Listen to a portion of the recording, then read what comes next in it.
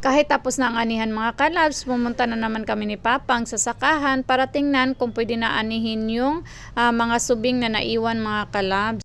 At yan na nga, nakita namin na pwede na siyang anihin sa susunod na araw kasi medyo nahinog na siya mga kalabs. Pagkatapos naming tingnan yung mga subing o palay na naiwan mga kalabs, sumunta naman kami sa aming mga tanim na prutas. At nilinisan ko ang paligid nito mga kalabs para naman tutubo ito ng maganda. Para pagdating ng araw, may aakyatan naman ang aming mga anak dito mga kalab. Ang sarap talaga mamuhay sa probinsya mga kalab. Pag magsipag ka lang, hindi ka na talaga magugutom. At yan na nga, nilagyan na ni Papang ng abono para ito ay lalago. At yan, pati mga saging nilagyan na ni Papang ng abono para mamunga din sila ng maganda. At yan na nga mga kalab, nakakakuha na kami ng bunga dito ng saging at nakatitipid na rin kami sa pagbili nito. O diba, ang saya mga kalabs?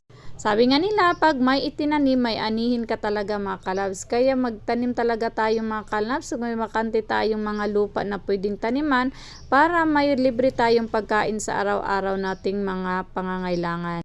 Ang sarap-sarap kasing kumain ng mga preskong pagkain mga kalabs, lalo na pag ikaw ang nagtanim, diba? Thank you Lord, pwede nang anihin ang aming subing sa sunod na araw at namayabas muna kami bago kami umuwi mga kalabs. At that's it for today's video. Thank you for watching.